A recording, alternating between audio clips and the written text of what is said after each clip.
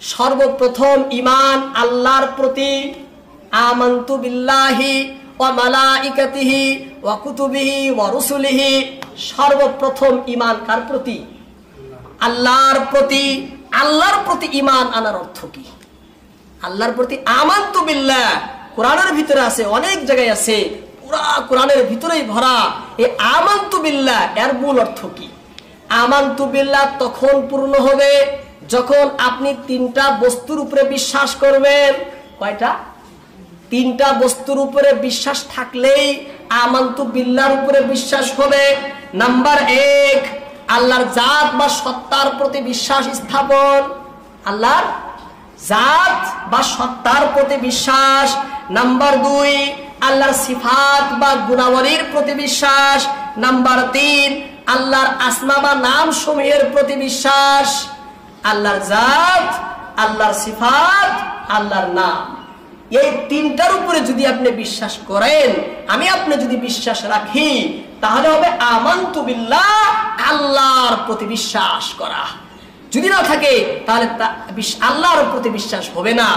এবার আল্লাহর সত্তার উপরে বিশ্বাস মানে কি? আল্লাহর সত্তার উপরে বিশ্বাস কখন পূর্ণ হবে? যখন আল্লাহর জাত সম্পর্কে 5টা বস্তুর আকীদা আমাদের থাকবে। কয়টা? 5টা। যদি আল্লাহর জাত সম্পর্কে 5টা আকীদা আমরা রাখি, বিশ্বাস স্থাপন করি, তাহলে আল্লাহর জাতের উপরে যেটা ঈমান, বিশ্বাস, ইয়াকিন, তখন সে পূর্ণ হবে। নাম্বার 1, আল্লাহর সত্তা একক অভাজ্য। আল্লাহর সত্তা একক অভাজ্য। আল্লাহ বলেন কোরআনের ভিতরে, কুল হুয়াল্লাহু আহাদ, আল্লাহ একক, ওয়া ইলাহুকুম ইলাহু ওয়াহিদ, লা ইলাহা ইল্লা হুয়ার রহমানুর রহিম। তোমাদের উপাস্য একক উপাস্য। 2 নম্বর আকীদা, আল্লাহ তাআলাই একমাত্র আউয়াল ও আখির। আল্লাহ শেষ, আল্লাহ শুরু, আল্লাহ অনাদি অনন্ত, আল্লাহ স্বয়ংভূ, অর্থাৎ অন্তরে বিশ্বাস, পরিপূর্ণভাবে বিশ্বাস করা। আল্লাহ কোরআনে বলেন সূরা হাদীদ আয়াত নম্বর 3, হুয়াল আউয়ালু ওয়াল আখিরু ওয়াদ যাহিরু ওয়াল বাতিন ওয়া হুয়া বিকুল্লি শাইইন আলীম। হুয়াল আউয়াল হুয়াল আখির, আল্লাহ এমন শুরু যার কোনো শুরু নেই, আল্লাহ এমন শেষ যার কোনো শেষ নেই। আল্লাহ আদি কিন্তু যার কোনো শুরু নেই। আল্লাহ অন্ত যার কোনো অন্ত নেই। কথাটা কঠিন বুঝতে। আল্লাহ অনাদি অনন্ত, অর্থাৎ শুরু থেকে আছেন, ছিলেন, চিরকাল থাকবেন। এটা বিশ্বাস করতে হবে। 3 নম্বর মানতে হবে আল্লাহ তাআলার সত্তা কদিম বা অবিনশ্বর। আল্লাহ তাআলার সত্তা কদিম বা অবিনশ্বর, চিরস্থায়ী। আল্লাহ অমর, অক্ষয়। আল্লাহ শাশ্বত, ধ্বংস, মৃত্যু, ক্ষয় আল্লাহকে স্পর্শ করে না।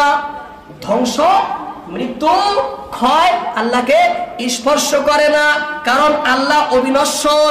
আল্লাহ চিরকাল ছিলেন, আছেন, চিরকাল থাকবেন। আল্লাহর অস্তিত্ব অবশ্যম্ভাবী। আল্লাহর সত্তাই চিরস্থায়ী। আল্লাহর সত্তাই চিরস্থায়ী। তারপরে 4 নম্বর আকীদা, যে আল্লাহর কোনো সাদৃশ্য নাই। আল্লাহর কোনো সাদৃশ্য নাই। আল্লাহ অসাদৃশ্য। কোনো উদাহরণ, কোনো উপমা, কোনো দৃষ্টান্ত, কোনো তুলনা জগতে আল্লাহর হয় না। কারণ আল্লাহ সমগ্র জগতের খালিক, মালিক। এই জগতের সাথে আল্লাহর সাথে কিভাবে তুলনা হবে? হ্যাঁ, এই জগৎ আল্লাহ বানাইছেন, এর সাথে তুলনা হবে? আল্লাহ বলছেন ইয়াদুল্লাহি ফাওকা আইদিহিম, আল্লাহর হাত। এবার অনেকে বলে আমার হাত, আল্লাহর হাত। আরে পাগল, এই হাত হলো সৃষ্টি।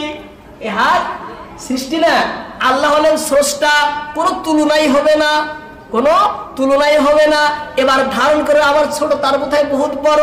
আর সেটা বড় ছোট হওয়া সৃষ্টি হয়।